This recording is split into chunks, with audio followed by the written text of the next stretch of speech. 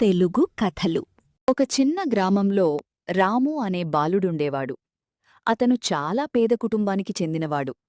కాని అతనికి మంచి మనసు, నిజాయితీ ఎక్కువ. రాము తండ్రి కూలి పని చేసేవాడు.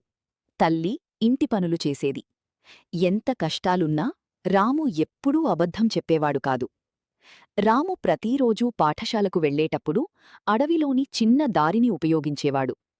ఒకరోజు అతను స్కూల్కు వెళ్తుండగా దారిలో ఒక పెద్ద సంచి కనిపించింది. ఆ సంచిలో చాలా డబ్బు మరియు కొన్ని బంగారు ఆభరణాలున్నాయి. రాము ఆశ్చర్యపోయాడు. ఈ డబ్బు ఇంటికి తీసుకెళ్తే మా కుటుంబానికి ఎంతో ఉపయోగపడుతుంది అని ఒక క్షణం అనుకున్నాడు. కాని వెంటనే తన తండ్రి చెప్పిన మాట గుర్తుకువచ్చింది. మనది కానిది తీసుకోవద్దు. నిజాయితీయే మనిషికి పెద్ద సంపద. అతను ఆ సంచిని తీసుకుని గ్రామ పెద్ద దగ్గరకు వెళ్లాడు. గ్రామ పెద్ద ఆ సంచిని చూసి ఆశ్చర్యపోయాడు. అదే సమయంలో గ్రామంలో ఉన్న ఒక ధనవంతుడు ఏడుస్తూ అక్కడికి వచ్చాడు. అతని పేరు వెంకటేశం. నా డబ్బు సంచి పోయింది.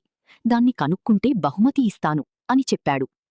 గ్రామ పెద్ద రాము తీసుకొచ్చిన సంచిని చూపించాడు. వెంకటేశం ఆనందంతో సంచిని తెరిచి చూశాడు. అందులో అన్నీ అలాగే ఉన్నాయి.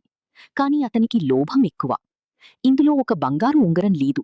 ఈ బాలుడే తీసుకుని ఉంటాడు అని అబద్ధం చెప్పాడు. అది విని రాము చాలా బాధపడ్డాడు. నేను ఏమీ తీసుకోలేదు అని నిజం చెప్పాడు. గ్రామ పెద్ద కొద్దిసేపు ఆలోచించాడు. వెంటనే వెంకటేశాన్ని అడిగాడు, నిజంగా సంచిలో ఉంగరం ఉందా అని.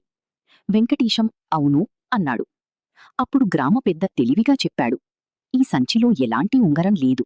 అంటే ఇది నీ సంచి కాదు. నిజమైన యజమాని వస్తే ఇస్తాం అని అన్నాడు. వెంకటేశం తన తప్పు తెలుసుకుని సిగ్గుపడ్డాడు. అతను వెంటనే రాముకు క్షమాపణ చెప్పాడు. నువ్వు నిజాయితీగల బాలుడు. నేను తప్పు చేశాను అని అన్నాడు. తరువాత రాముకు బహుమతిగా కొంత డబ్బు ఇచ్చాడు. రాము ఆ డబ్బును తీసుకుని తన చదువుకు ఉపయోగించాడు. అతను పెద్దయ్యాక మంచి అధికారి అయ్యాడు. గ్రామంలోని అందరికీ సహాయం చేసేవాడు. గ్రామ ప్రజలు ఎప్పుడూ రామును ఉదాహరణగా చెప్పుకునేవారు. నీతి, నిజాయితీ మరియు సత్యం చివరికి ఎప్పుడూ గెలుస్తాయి.